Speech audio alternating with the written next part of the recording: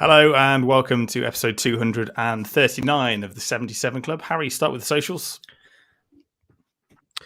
The Wolves 77 Club on Facebook and Instagram, at 77 Club Podcast on Twitter. Please rate us on Spotify and subscribe on YouTube. Jack Williams is here. Good evening. And Dan Bayliss. Hello. Harry, we had a charity tournament at the weekend. We were just saying, how much does everybody ache? Bayliss, we owe you an apology. I think you are as fit as Fabio Silva and about as good as football. Exactly what I said. The tournament was held at Compton. One of Bayliss's shots ended up at Molineux, but it was a great setting. Got to sort of live a little bit like the academy kids do at Wolves in the Dome. Just very, very surreal being on that. Harry, let's just start off with the tournament itself. And obviously it was for a great cause, pushing to £2,500, I think, raised for Wolves Foundation so far. Oh, nearly 3,000 now at the latest count. 80 spectators. So quite a good turnout, considering it was very, very cold and the football on display, mostly from me, was terrible. But just your thoughts on that to begin with. Yeah, it was an enjoyable day, even though we came last. But, you know, it's the second part that counts. Yeah. And we had a laugh, didn't we? We stuck to the rules. We didn't get any ringers in, which I'm not being salty, but I don't think every team did. I'm not naming any names, but there were a lot of teams that got in ringers. But yeah, great tournament. I think we had the hard side of the draw as well. We had one good player, probably Jace, when who come for us. Yeah. And we struggled a bit, but Mark Rhodes scored two absolute worldy goals, and they were probably the highlights. But yeah, like you say, great day. Well, fair play to Dazzle, to be fair, for sorting it. A lot of money raised, and yeah, brilliant. The thing that has cheered me up whenever I've sort of just gone onto my phone is watching a very, very short clip that Jack's girlfriend took at a video that just happened to be at the completely best time, couldn't pick a better time. It was an absolute palaver in the box. One of the players, I think it was Jace of ours, trod on the ball, fell over. Jack is near an opposition player who does the biggest dive I've ever seen, and it's just calamity. So we will post it again just because it is so funny. But Jack, how was it for you? Because you're like me, haven't played much football in your life, and it shows. Yeah. No, I'm terrible at football, but I came on for about 2 or 3 minutes each game and just ran about for a little bit, and I think did my bit. But it was quite enjoyable. I know we came last overall, which is a bit disappointing, but I don't think we disgraced ourselves, because in our 3 group games, we lost 2 just by a 1-goal margin. We were in both the games, and on another day, if it had gone a little bit differently, we could have grabbed at least a point from that. Really, we got well beaten by the team who eventually got on to win it in our group, which is perfectly fair enough. But they're a Wolves all-star team with ex people who've played at pro level, so it's to be expected, really. And then we had a 7th and 8th place wooden spoon playoff against Fancast, which turned into a bit of a free-for-all, really, because it was a 7-a-side, but it ended up being 10-a-side by the end of it. So I think we can take that one with a pinch of salt. But at times we played some good stuff, but we just can't score. We are like Wolverhampton Wanderers, from under Bruno Lage, in that we played quite well, passed the ball about, but none of us could finish. We had no finishing ability. And Mark pair that with apart from Mark Rhodes, a 42-year-old pop star, but none of us could actually finish. And it seemed like every time the other team had a shot, it went in. But that's probably on you, Sam, more than anything else. Right? Yeah, my fault. Yeah, of course. Yeah. Bayliss, how was it for you? Obviously, said you could run all day, and you did. In fairness, gave away a penalty. I did. I still think it was a dive, even though the video shows that it probably wasn't. But it was a massive dive. I never touched him. The fact that the same kid tried to do the thing, that video catches him doing it to me as well. And I had a little go at him afterwards, because I think he dived for both of them. The problem is the standard of refereeing wasn't the best. So he bought the first one, but didn't buy the second one. And you're thinking, well, if he's tried to do it again 2 minutes later, it's probably because he dived and got the decision on the first one.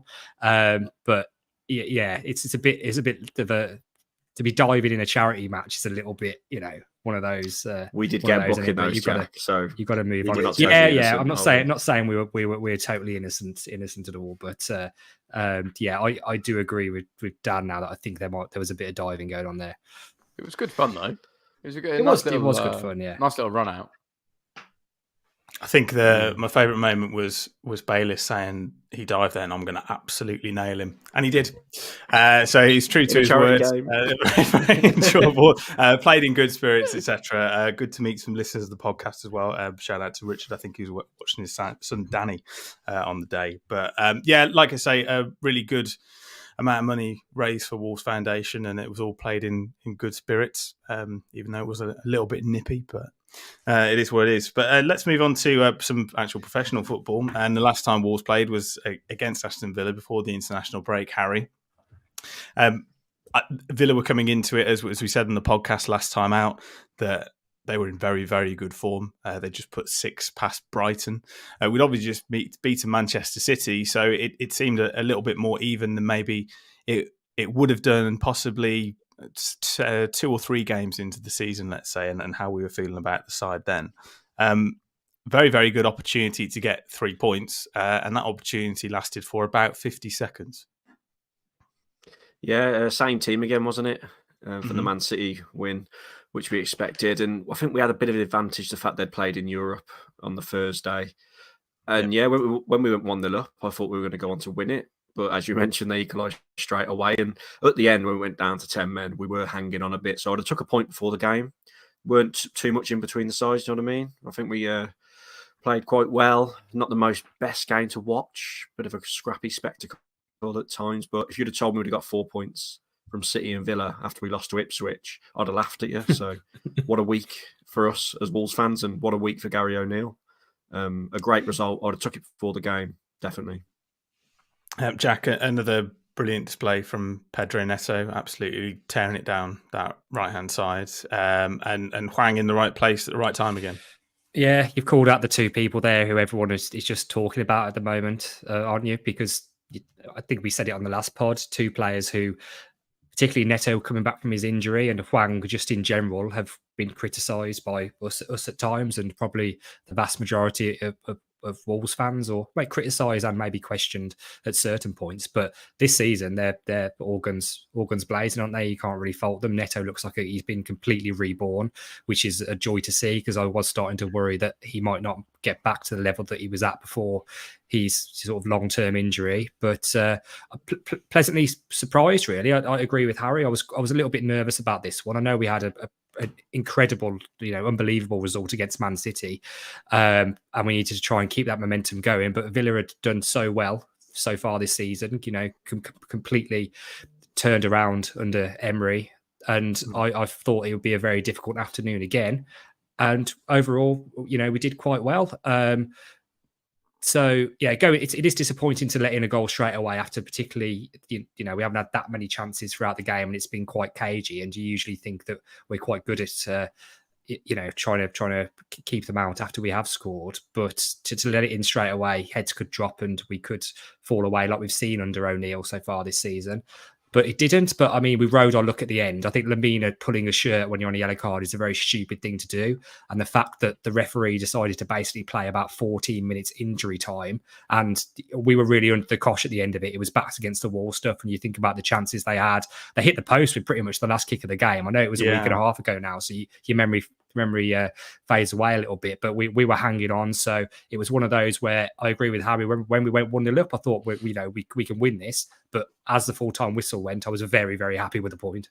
It's one of those, isn't it, Bayliss, where it was almost like we were unlucky not to win, but lucky to draw at the same time. So I think after the game, the feeling from actually most Villa fans and Wolves fans was that a draw was a fair result, and you couldn't really say anything more than that. But Jack picked up on it there, as those niggly yellow cards are starting to come into play now.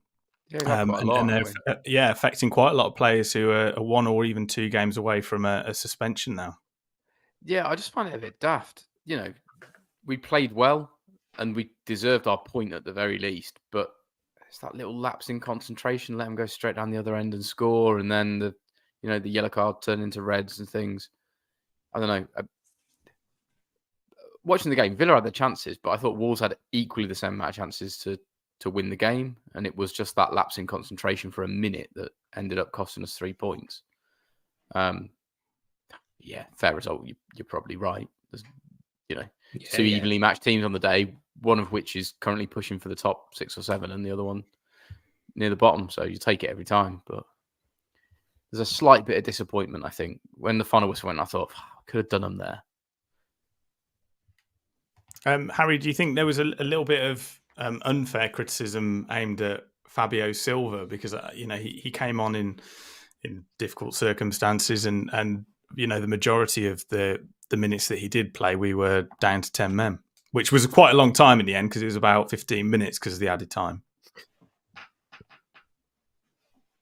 Yeah, I think it is. But I'll be honest, thinking back, I can't even remember him being on the pitch. So I don't know what. So that says it all, really, doesn't it? But the one player that did come on, just to go on strikers, I thought Sasa Kalajic did really well when he come on. And he set up Neto for that one. And Neto should have scored, shouldn't he, when he blazed it over the bar. But great ball in. I thought Babacar Traoré, when he come on, was brilliant. So here's slot straight in, when he against Bournemouth, which we'll get onto because of suspensions. But yeah, Sasa Kalajic, another positive cameo from him. And when he gets fully fit, I'm really looking forward to see what he can do. I'd forgotten about that, Harry, actually, thinking about it, because he came on and he played 2 brilliant passes, didn't he? In the space of just a few minutes. And it was worldy passes, obviously the one for nearly forgetting an assist. So that's a good shout. Yeah, it's amazing what you forget even just 10 days after a game's taken place when you're talking about it. But yeah, that's a good mention. The penalties as well, Jack. Do you remember Doherty's push and Neto as well? The 2 penalties either end. I don't think either of them were penalties, to be honest.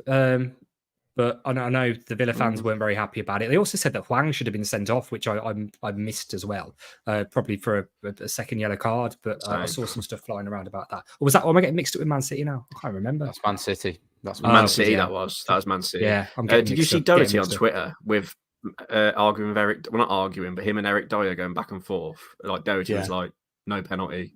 Then he was like, experience. Dyer was like, stonewall. And that's funny, isn't it, when players do that on Twitter? They are quite good friends from Spurs, though, I believe. So I think it's all in good jest. Yeah. But I did see that exchange. Dan, it's that time of year, it's October, where usually you may offer some sort of apology. Will you be doing that with Gary O'Neill?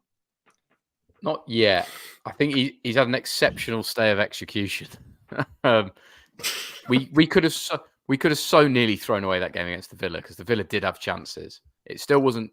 It was textbook Wolves to hold out for a draw rather than go down 2 or 3-1. And the Man City one's a complete brilliant game, but a complete fluke. Let's see how we like. It wasn't a fluke. It's not Bailey. Come on.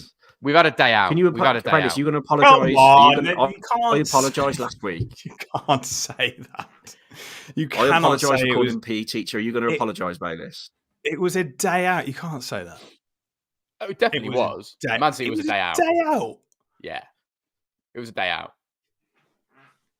Jack, I mean, you look shocked there as much as I do. Bringing you first, and then Dan can No, I'm not shocked. I mean, that's a bit harsh to say. It's just not give him any credit for the Man City performance, but I agree with Dan overall in that he's had a good week. It's not been a good season so far, but it looks like we might have be on the cusp of turning a corner, which is fair enough and give him credit for. But you got to look ahead, haven't you? And these are the sort of games coming up, like the one we've got on Saturday, where these are the teams we actually need to be beating to definitely be sure of Premier League survival. I'll just clarify it. Let's see. Fluke was the wrong word. It was a day out. Like we were brilliant for 90 minutes and we did the job against them. It wasn't a fluke. But I mean, his third best weekend of the year has been this Saturday when Wolves didn't play.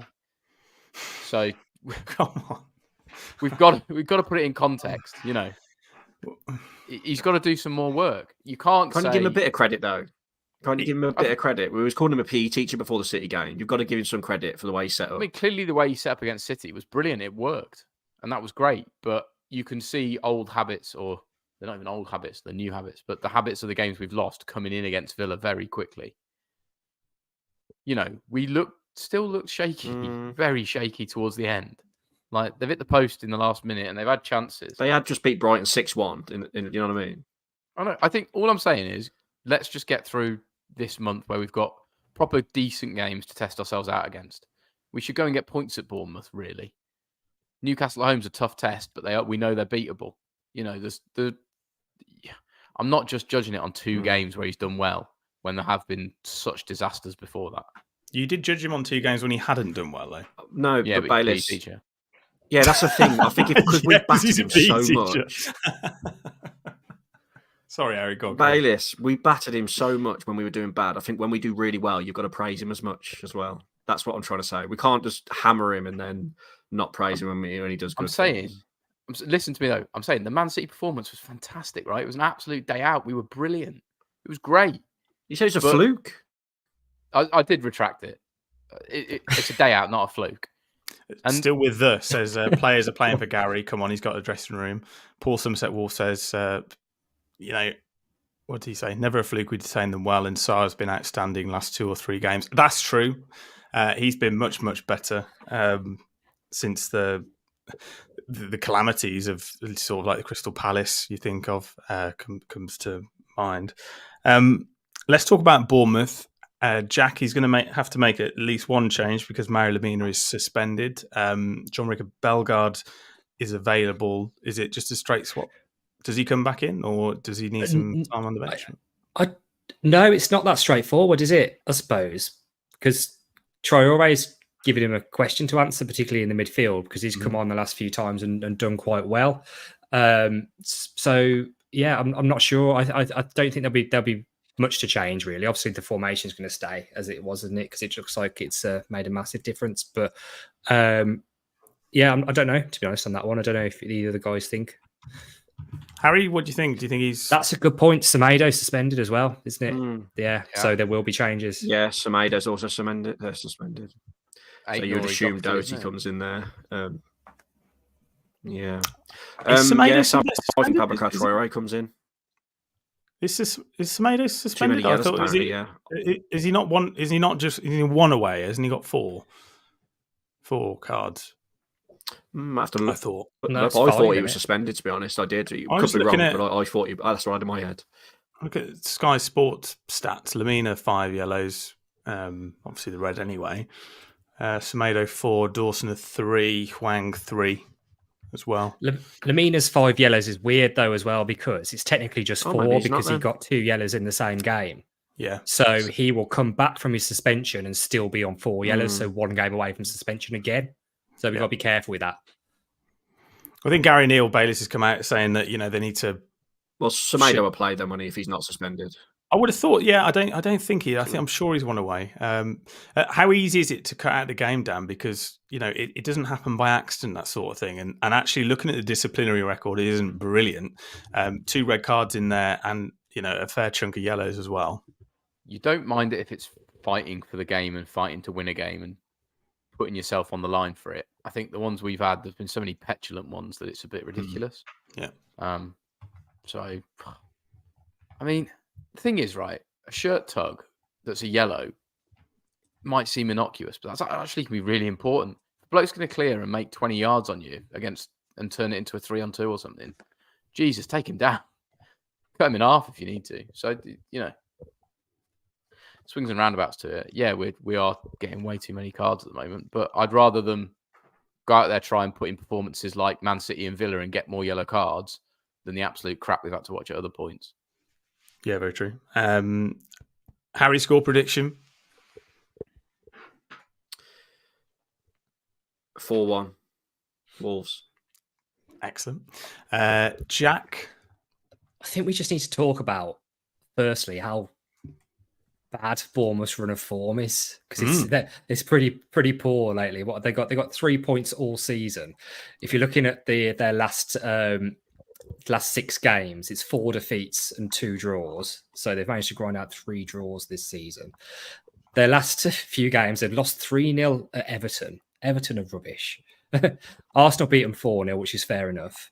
But before that, they lost to Brighton. The last point was against Chelsea. So, it's a bit of a banana skin game when you think it's probably one team who's finding a bit of form, which is us. The other team who is bang out of form and looked a bit off the pace all season. So trying to predict the score is just going to be notoriously very difficult, but I'm going to go 1-1. Bayliss is also the Gary O'Neill factor that we haven't actually talked Gary about. O'Neill. Yeah, sacked in the summer, obviously, in a different sort of direction. He will be out to get revenge, prove a point, won't he? Yeah, so he should be. I mean, they sacked him and shipped him off, and now they're terrible. So He did keep him up, in all fairness to him. I know their fans say he was awful in the process, but got mixed messages on it, I think. Let's have a look at. This is one of the games he's got to target. If we're bad here and don't show up in the second half and make bad changes and it turns into a calamity like Palace, it's not good enough. I mean, this really is a proper full-blown acid test. These are the games you need to go and get something from if you want to get out of the shit at the bottom 3 or 4 in the league. Completely agree. Score prediction though? 2-1.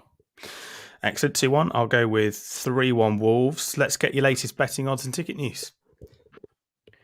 Yeah, betting odds it's pretty tight, weirdly. There's not a vast amount of value in it because both teams aren't amazing.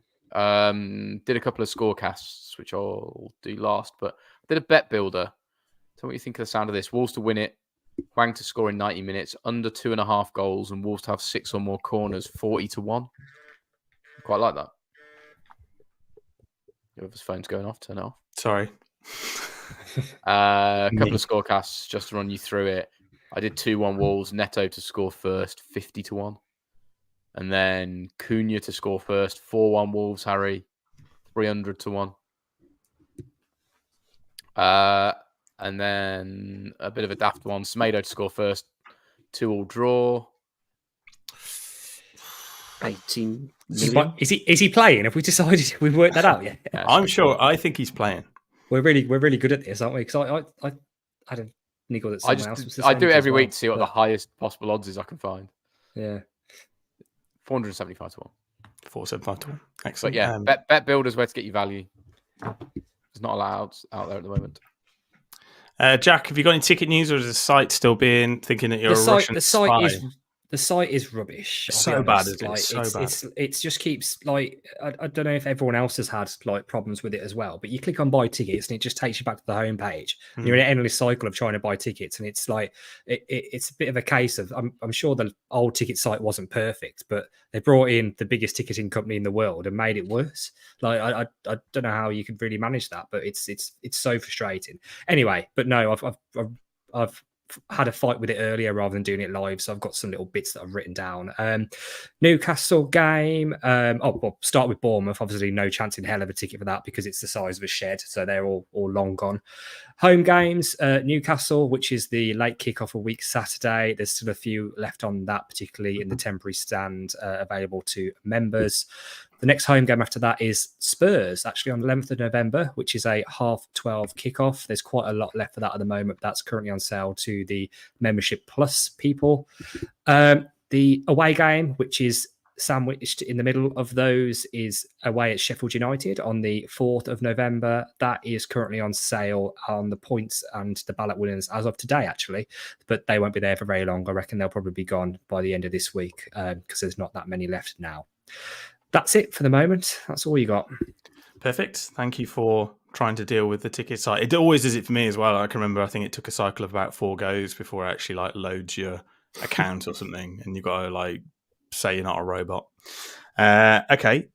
Harry, you picked out something from Matt Hobbs, which is the interview that he did for, who was it? For Mikey Burrows, or with Mikey Wolves Burrows. Express, yeah. Yeah. And just like a little bit of background on that one, because he was talking quite openly, to be fair. And they always say, I'm going to be quite honest. I'm quite an honest guy. And you don't really get to that position without playing the game a little bit. So take what he says, I think, with a little bit of a pinch of salt. But what he was saying was pretty much on the money. And I think we respect that. Yeah, well, what was good as well, they were doing that interview just whatever the result was against Man City. So they did it just after Man City, obviously perfect timing after that result. But he was refreshingly honest, and I've said loads of times on this podcast, since he's come in, he has been a breath of fresh air, although the only criticism I gave him was the fact he appointed Gary O'Neill. It was his decision. But he said that there was 4 people on the short list. Gary O'Neill stood out like by a mile. And yeah, just all the other things he spoke about in and around the club and about recruitment and things like that. It was just refreshing to hear, really. He's way better than Scott Sellers, in my opinion. It's nice to the fact that we've gone away from just relying on George Mendes for transfers, yeah. And he just comes across as a good bloke. He's worked his way up within the club, and I trust him. He just seems like a really good person to have in that role, in my opinion. And I think we're in good hands with him. And great listen if you haven't listened. It's a good podcast, what Wolves do now. So I think we're going out of business soon because they've decided to do their own. So yeah, only great 10 listen minutes if you haven't long listened now, to aren't it. they? So only 10 minutes long. Well, that was 45 minutes, that one. So, they'll probably get invited to the football tournament next year and just bring the first team.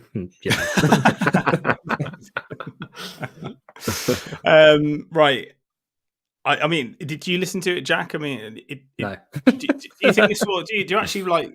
Do you enjoy this sort of thing where they have somebody from the club coming on and talking? You know, we used to have like the Ask Jeff things. Well, and on that, he's coming back. The one bit of big news today is that apparently Jeff Shee has got a job at the Express and Star, which is not exactly what I delivering thought the papers. I think, isn't he? I think, but he's also been given a column. Supposedly he's going to have a column there, and I don't know what the thinking is behind that. I'm guessing it's fair to say, particularly in the last year, 18 months or so, the relationship between Fosun / Jeff and the fans has deteriorated, and I'm guessing this is part of the process to try and rebuild that. But I'd be skeptical to think how much of a difference it's going to make. Ultimately, football fans are fickle, so if we go on a great run and we finish top half and the recruitment's really good, everyone will love him again. Everything will be great. Everyone will love Fosun. But it might be difficult for him to get his pen out if, we're in a relegation battle with 3 games left and he's got to write 1,000 words or however long it is and about what the long-term plan is amidst that background. So don't know really, but I don't really... this sort of stuff doesn't really rock my boat too much, to be honest. One thing that's come back to me from that interview as well was it was completely his decision, and Jeff Shee stayed away. And also, he had a really good relationship with Lopetegui. Like, he got on with Lopetegui like a house on fire. It was Lopetegui and Jeff Shee's that relationship that broke down, which is why Lopetegui eventually asked to leave. And he did say, he gave the club plenty of notice. So the fact he's got all these good relationships as well is a really good sign. He seems to be a very likable fella outside of football too. On the link to the club bay list, do you think it's something that we deserve? I know a lot of fans out there that are going back a couple of years think, it's so much better with Laurie Dalrymple, and, we always used to be part of it or feel a part of it. We've always said that football's a results business, hence a business. You don't see McDonald's sort of connecting with people who want to eat a Big Mac, and why is football any different?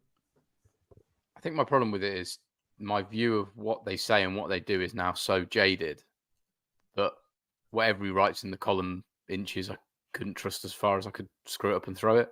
So I think it seems like it's going to be lip service, but obviously pen service.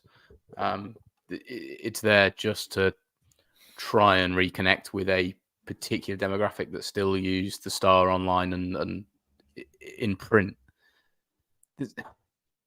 The problem in their position is that they've said things and not done things, or done things and said something different. And it's very difficult to regain trust because, to be perfectly honest, right, we've said it a million times. Fosun are a business. They're running the club as a business. That's how it's going to work. All the stuff about ins, outs, managers, Matt Hobbs, what he says, what Jeff says to camera to get out there to the fans is completely different to what probably happens in the Fosun boardroom 5,500 miles away when they actually discuss Wolves and what they're doing and where the money's going to come from and go to, what they need to make, what they need to return. So, yeah, it's great. Enjoy it, read it, but I'd take it with more than a pinch of salt. Excellent. Obviously, off the back of the international break, did you watch England last night, Harry? I certainly did. Yeah, I mean, I fell asleep watching the Australia game. That was pointless. But I said to you, didn't I, on WhatsApp, if Jude Bellingham's playing, I'm watching. I absolutely love that bloke. He's just an absolute superstar, isn't he? And the fact, like I said to you, the fact that he's been on the yellow slide at the Crystal Leisure Centre just makes it even more, good to. It's a great point. More of a connection. A bit more of a connection when you've been to the same swimming baths as him. But yeah, brilliant. He's an absolute superstar, and he's a future captain. And I hope he can handle the pressure, which it seems like he can, because he seems like that personality, doesn't he? What a player. We were all laughing at Birmingham City, obviously, to make a change, Jack. But when they retired his shirt number, and we were sort of like, what the hell have they done that for? It seems like a masterstroke now. No, it's still ridiculous, but it is ridiculous. I understand it a little bit more. It's still very stupid. Did I watch the England games? No, but then when I saw you guys talking about it last night on the WhatsApp group, I put it on in the background for the last 20 minutes. I was working on the basis that we're basically already through this group, which, to be honest, regardless of the result last night, I think we probably were.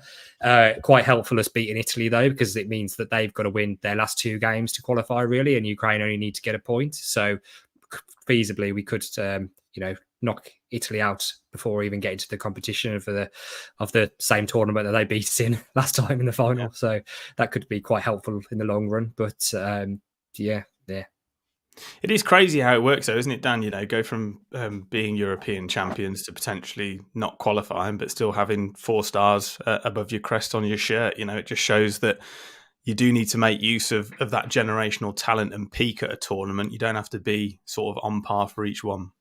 Yeah, and I also think international teams go through cycles, don't they? I think the results of teams that have won a World Cup in the following World Cup aren't always that. Yeah, it's not very good. I think didn't Germany do disastrously after they last won it as well? So it does go in that. So, and it's such a heady high, right? That you have a lot of retirements as well. Normally, after you Italy didn't qualify for the World Cup, did they? After they won the Euros, no. So that's a prime example.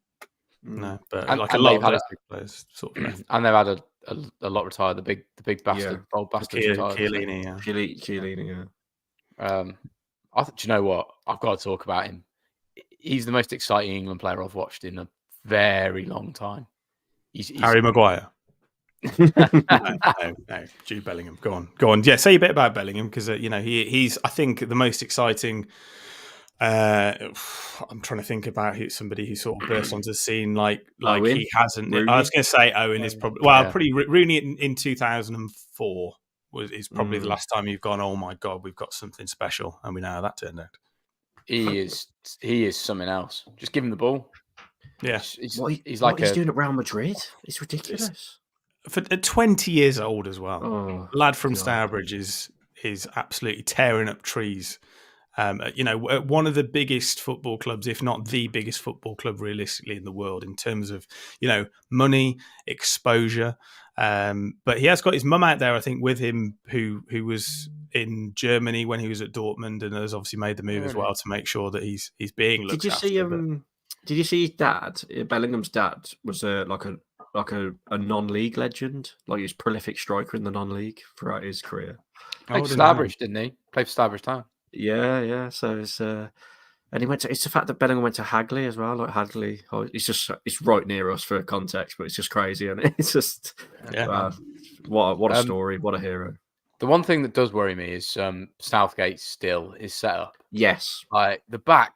Because we're so good going forward, like brilliant. I'm a bit with Rashford. I don't know, but Kane's obviously fantastic. Bellingham, what he does is unreal. We get down wide well. We're quick. And then you watch teams come out and you think, oh, shit, Harry Maguire's there. So what do you do if we should do some Euros podcast next year, but I'm sort of half hoping England don't do that well at the Euros, so they get rid of him, give us more of a chance for a World Cup. They'll be getting rid of him anyway, surely, won't they? I think that's long enough to do the plan. Do you think I don't think he'll get selected for the tournament squad. And I think Henderson will be the same. They've done their bit. They're good senior players that have been to tournaments, can pass on the tournament experience, have been there and done it. They've played in a final, and we look back at all the golden generations since 1966, and none of them have been able to say that they've done that. So having that experience in there is very important. But I think realistically, Jordan Henderson shouldn't be playing for England. He's not playing at a high enough level for me. In the Saudi Money League, and you have got a blood youngsters, and there's no point in bringing in all of that raw talent and them going, oh my God, I don't know what to do. It's sort of, you do need to feed off it a little bit, I think, in my view. Henderson was a great servant to England and Liverpool, but he's now a has-been hypocrite playing in park shit. Like, it's like playing down the Memorial Ground on a Sunday morning, that league. Did you see it the other week where there was like 400 fans there? Yeah, it was absolutely absolute nonsense. So can't pick him, can't pick Maguire. You got Phillips. I don't think he actually played too badly, Phillips, but still, like he's not playing any football. He's not starting, is he, for City? Got these young, exciting players. Just get them out there, give them a Ward-Prowse. Yeah. Yeah. And he who has had a very, very good start to the season, but I think it does come back to the fact that you do need those senior players with the experience. Otherwise, you do have a team of rookies, and I suppose sometimes that can work in your favour because they haven't gone through the pressure and buckled before, or sort of had to take a penalty in a final and you're 19 years old, and imagine the pressure of a country on you for that. But yeah, and I completely agree. A top player, and will easily, I think, if he carries on this trajectory, will be the best player in the world. And it's very, very exciting. I think his brother as well is at Sunderland, but I think has a slightly different attitude and hasn't maybe got the best one maybe compared to his brother. I think I've heard the rumor is the Real Madrid scouts went to watch his younger brother. Oh, really? Is it Job? So, Job? Yeah, he must be good. Yeah. One more thing to add. We were looking at our logo, and Dan says, "I hate our logo. I hate it." So he got his friend to draw a logo, and I think I can possibly share my screen with people who are watching this on YouTube. Oh, not that one. That's the one he came up with. That's the one this is the base so far. Jack's had a go. And that was mine. That's mine on Paint, 5 minutes. Jack's is very good. I like that. He's incorporated the sevens into it there, as you can see. Harry's had a go there. I think that's actually the best one. I think that's winning so far. That's our eyes on a Saturday afternoon. As if before kickoff. But any graphic designers out there, send us in your versions of the 77 Club logo, and Bailey says he'll give you a Wolves shirt.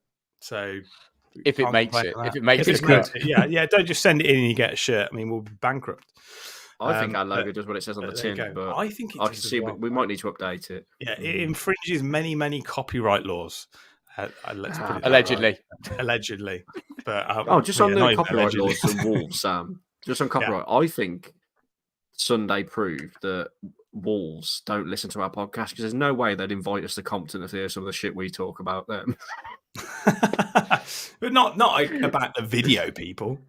Well, yeah, they're nice people. Yeah, exactly. Yeah, but if Jeff Sheed happened to listen, he'd be like, they ain't coming. That may well be true. Let's pass on to Bayliss, who has got his big book of questions out. I have, and just as a point, the last time we did a little quiz, someone got a fantastic answer. I said, tweet us your address and I'll send you a quiz book for free. They didn't send their address. So and your card details and your mother's maiden name, please. Yeah. So we'll play again. And I've got a couple of these books knocking around. James says, I like the logo, stick with it. Who's put Wolfie on speed? Yeah, not far off. Not far off. So we've got some of these quiz books. We'll do a little Twitter poll competition, retweet thing, follow us, all that jazz. Harry can do it. I've opened a random page. I'll just do it in order. Okay. The page is on domestic cups. Ooh. Publisher is... Go on. Sorry. Penguin. Oh, it's the end page. Yeah. I'll start above me. I'll start with Harry, Sam, Jack. Got that wrong. Harry, when did Wolves first win the FA Cup? 1888-89, 1892-93, 1895-96, or 1907-08? No, for some reason, 1892 sounded right. I'm just going to go for that. Even though you broke up, you're correct. Point for Harry. Very good. Sam. Yeah. When did Wolves last win the FA Cup? 1960. Yeah, you're correct. You could have had the options, but... Didn't need them. Beat Leicester City 3-0? Yeah. Blackburn, I think. Blackburn. From memory. That's going to be a question in about 3 to 4. Oh, I know. Jack, who was the Wolves manager when they last won the FA Cup? I'll give you the options. Ted Vizard, Ronnie Allen, Andy Beattie, or Stan Cullis? Well, I was going to say Stan Cullis. I hope it's Stan Cullis. Otherwise, I'm rubbish. Yeah, it's Stan Cullis, yeah. Back to Harry. We'll do one more each. Bloody good at this. How many times have Wolves won the FA Cup? 1, 2, 3, or Did 4. Did I get the first one right? Yeah, you did. Yeah. Sorry, I broke up. I cut out. I'm going to go with 4, I think. Yeah, correct. Nice. Sam, when did Wolves first win the League Cup?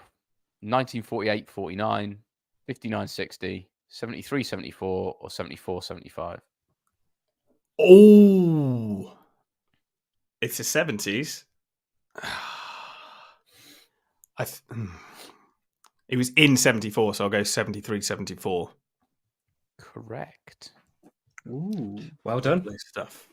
That was tougher. Right, last one for Jack. Who did Wolves beat when they won the League Cup for the first time? Was it Man City, Man United, Norwich, or Liverpool? I don't know why, but Man City jumped out straight away then, so I'm going to go with that. You're correct.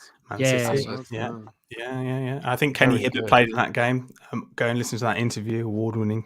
He played Sunday. Yeah, it did seem like that. Yeah. Oh God, the bloke that proofread the Bible played. The clean sweep, 6 out of 6. We're very, very pleased with that. How did you get on at home? Let us know. But we will leave it there for another week. We'll say goodbye to Harry Mansell. Yes, goodbye. Jack Williams. Ta-ra. And Dan Bayliss. Goodbye. And it is a goodbye from me. Goodbye.